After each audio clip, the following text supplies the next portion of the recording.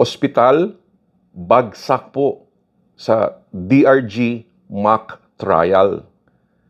So, ano ho ang ibig sabihin na to? Now, for the past 2 months ho, I have been doing mock DRG trial runs sa level 1, level 2, and level 3 hospitals. So, paano ba ito?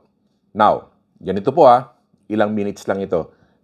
So, the hospital ho will have an activity at bibigyan ko ho sila ng trial case.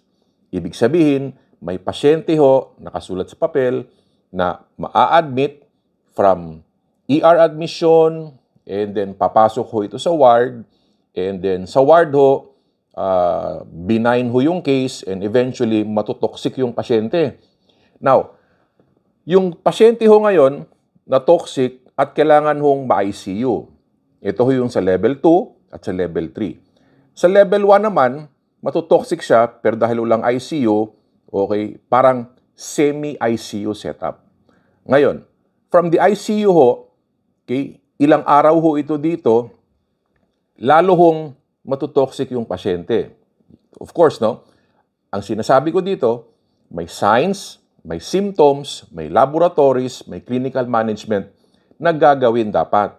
Galing ho ito sa ER, sa ward, at sa ICU. Now, ano pa? Sa big hospitals po, okay, yung pasyente, eventually, mapapasok sa OR. Okay? Kasi kailangan ho ng surgery. Minor man or a major surgery. So, pagtapos ho ng surgery, lalabas siya sa OR, and then eventually, mababalik siya sa ICU dahil, okay, pumangit lalo yung kondisyon ng pasyente. Then eventually ho, mamamatay yung pasyente. So, eto ngayon yon. Ano ba yung dapat gawin ng hospital kapag DRG na? So, ang goal ho ninyo is 1, and then meron kayong 12 and 20. Okay. 1 is the principal diagnosis, 12 is the comorbidities and complication, and 20 yung procedures. Here is the thing. Kailangan ho from ER hanggang MGH, kaya ho ng doktor, ng nurses, at ng iba pa, dapat they can list the 1, 12, and 20. Ito ho yung problema. After ho, naturuan ang mga hospitals, after ho, naturuan yung mga doctors at nurses, bagsak pa rin ho ang iilang hospital. Okay? So, ang ibig sabihin, kahit turuan natin sila, hindi ho talaga nila maiintindihan sa umpisa.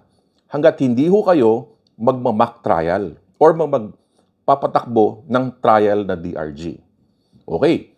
So, yung case ho, galing sa admission up to MGH, hindi pa ho tayo tapos, Pag MGH ho, sino ngayon ang gagawa ng final na diagnosis, kasama ho doon yung 1, 12, and 20?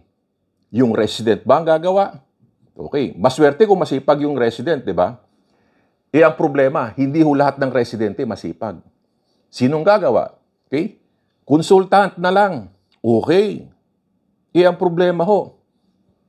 Ultimo, sa ibang hospital, ni pagpirma at paglagay ho ng professional fee, hindi ho nila kayang gawin. So, malaki ho ang potential na magkakaproblema si hospital pagdating ho sa claims preparation. Ang problema po ay documentation lamang. Okay?